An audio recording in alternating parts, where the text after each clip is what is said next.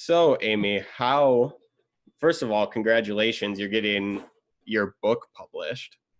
Yeah, thank you. You're I'm welcome. very, very excited. Yeah. So, how did this journey of yours get started to like writing poetry to publishing a book? Oh, uh, it started, man, I went to college for creative writing and Okay. English. And then I had a pretty heavy traumatic experience my first year in college. Okay. Uh, and that just developed in a lot of my writing. Or my writing was a good release for the trauma that I was going through. Okay. And a lot of my poetry just ended up being about that particular subject in my life. And yeah, I've been writing the book for I probably started about 10 years ago. Okay. And yeah, then I was able to just kind of pull everything together that I had and really sit down and put poems together in a particular order, and lots of editing and revision and lots of feedback from other people and other writers. And then after I felt like I had a good manuscript put together, I just kind of started submitting out to different publishers and different contests for first-time authors. Pretty much anything that I could find, I would submit to. So, Okay. yeah. And then I got picked up by this little press in Austin, Texas. Their name is Atmosphere Press. Okay. Yeah. And That's kind of the journey cool. there. So, Nice. yeah. That's awesome. So you've been writing for quite a while then. What's like your favorite thing about being able to write poetry, and like what does it mean to you? Yeah, I started writing when I was really young. I mean, I was probably like 12 or 13 when I started writing in journals more regularly. Okay. And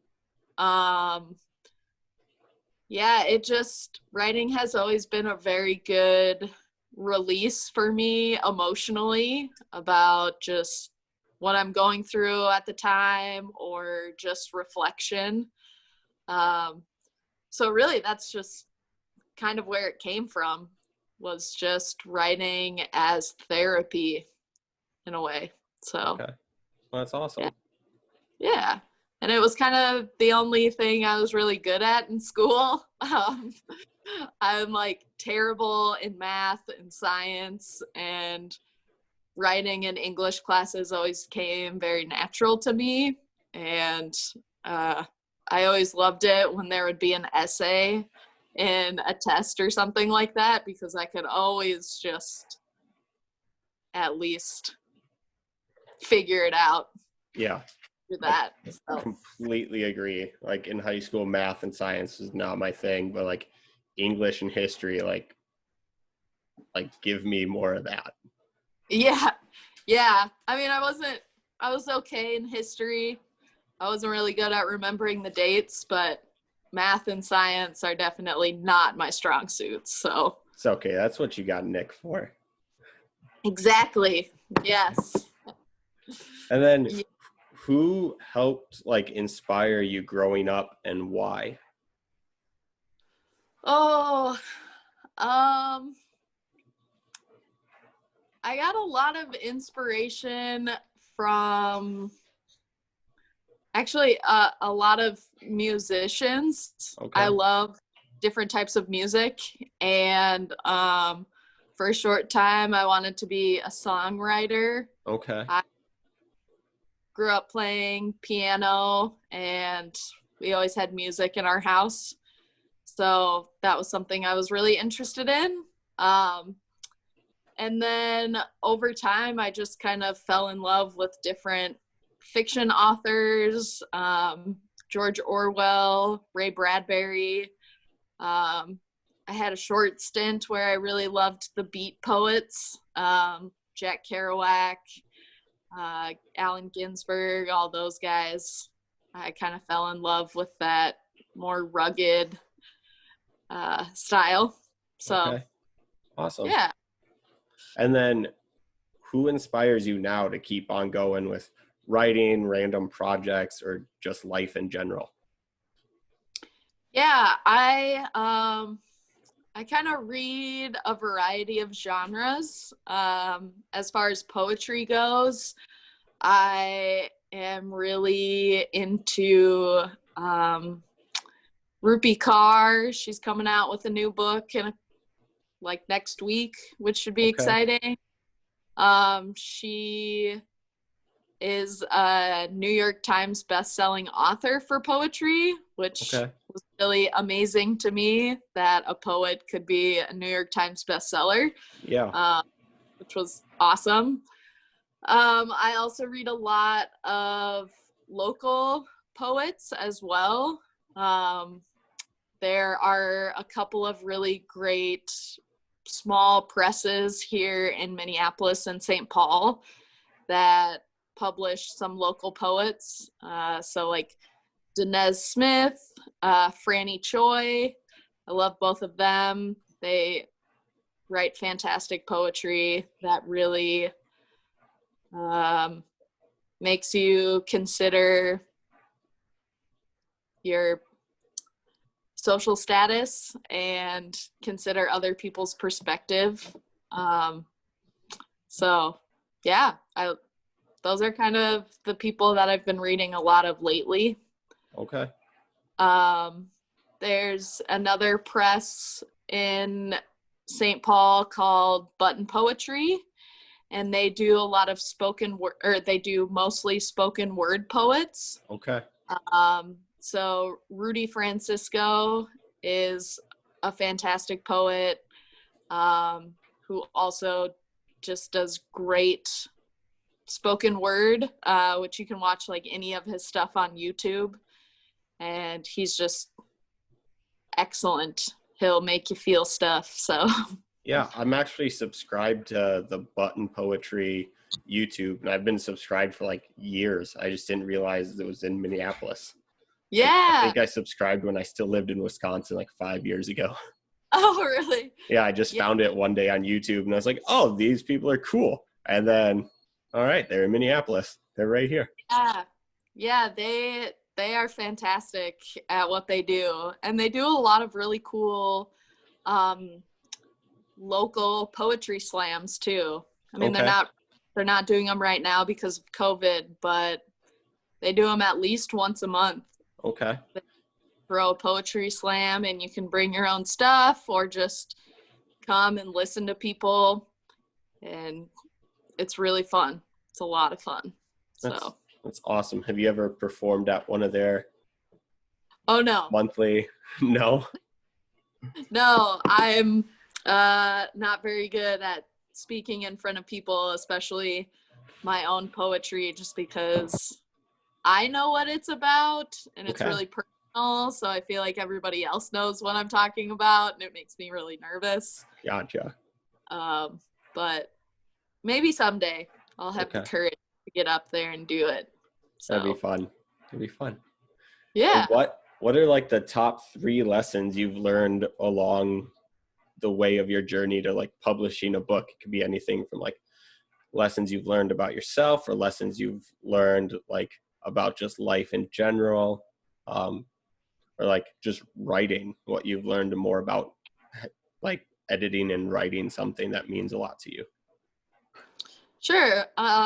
Probably the biggest thing is don't ever take something too personal as far as feedback goes. When you're getting feedback from other writers, they're there to make you better. They're not there to make you feel bad about yourself or what you're writing. So it's really important to find a group of writers also that you trust their opinions on. and you also admire their work because they'll push you to make you better. Okay. And also just being open to never stop, like, don't ever stop learning. It's a craft, and in order to be better, just write every day and continue to learn and research and seek out other exercises that you can do to push your boundaries. So, Okay, cool. yeah, I would think those are my biggest things. And also just reminding yourself that you might not think it's good, but that's just because you're being too hard on yourself. Yeah, and like if someone else might see it and be like, this is the most amazing thing I've ever read, like this means a lot, like it could like touch somebody that like you never imagined, which is always fun. Yeah, exactly. And who like helped you like find your work ethic to keep pushing and everything in order to be able to get your stuff published? Well, I had some writer friends, or I took a writing class from the Loft Literary Center, and Okay. it's in downtown Minneapolis. And I took a class, and my teacher, they're named Dinez Smith. Also, they are a local poet. I was recommended a book by them called The Artist's Way. Okay. And it gives you great ideas and new methods on how to build on your writing. So that was a really great book that I started reading and implementing some of those daily tasks on continuing your craft. I also, our little writing group that we had developed there, we had challenged each other to get 100 rejection letters in the year of 2020. Okay. Which just is, just thinking about and really working for putting your work out there into the literary world. And, in order to get 100 rejections, you also are going to get some acceptance letters as well. Mm-hmm. And it's just about pushing you to continue to publish and create new work. And then my husband Nick has always been very supportive of my desires to want to publish books and publish poetry. And so he has always supported me and given me the space and the time that I need or want to work on my writing. So that's awesome. Yeah. Yeah. Is he going to have once it's published, is he going to have copies for sale at the store? He does have some. Yeah. That's awesome. I got my first box of 50 books, and so he does have a few at the store. Yeah. Okay. And what is the book called so everybody can go look it up? Yeah, the book is called Grafting. Okay. Grafting. Okay. Yeah, you can find it on Amazon, or you can order it directly from my publisher, Atmosphere Press. It will be on their website as well. That's awesome. Yeah. That's super cool. And how, like, other than like moving and everything, what are some of your future plans with like writing or family stuff or getting more books published, or I mean like non-COVID when COVID's over? Yeah, I mean, my whole dream in life is to be able to be a stay-at-home writer. Okay. and write and publish books, and yeah, just be able to create that as my job. Um, so I hope that I can continue the forward momentum that I've started. Um, I have not come up with an idea for my next project, Okay. just because this one has me a little swamped. Got to get on the marketing game, and yeah, just try to start from there. So Awesome. That'd be yeah, cool. Get a couple different books published. I mean, you all set. yeah, hopefully. I mean, that's the idea, to be able to write full time and publish books. So It'd be awesome. Then yeah. besides yours, what are some other books that you would recommend for people to read? Mm. Um, if you have never read Extremely Loud and Incredibly Close by Jonathan Safran Foer, you should definitely read that book. Okay. It was made into a movie with Tom Hanks, and it was terrible, so don't watch the movie. The book is a million times better, as usual. As far as, so that's probably my fiction book suggestion. As far as poetry goes, I have fallen in love with a book called Brute by Okay. Emily Skaja. Her last name is Skaja. She was, I believe she's a local poet out of Okay. Minneapolis. That I can't be 100% sure, but her debut collection, Brute, was very good. So yeah, and then for nonfiction, I always suggest anything by Hunter S. Thompson, because he has an excellent way of getting you to pay attention. So Okay. yeah. Awesome. Well, those books are all way deeper than your husband's answers. Oh. He said his first book, I'm pretty sure, was Harry Potter. Oh, yes, that I would believe. Yes. Yeah. We do love Harry Potter in our house. Yeah. He has read the books far more times than I have, though. So Yeah. I walked into the store to work a couple weeks ago and Harry Potter was on the TV. yes, we pretty much, if you come to our house, Harry Potter will be on the television. Yeah, we watch it almost every day. So Not a bad thing. yes, exactly. They're such fun movies, and they're great stories, and you can get some lightheartedness out of them, or you can have some more intensity. So yeah, Got they're something great. for everybody. Exactly. Yeah. Awesome. Well, thank you for coming and joining me on the podcast today, Amy. Yeah. Thank you for having me. I really appreciate it. Yeah, you're welcome. Now, where can people find you? Like social media, website? Yeah. My social media page is Amy Lundquist Poetry.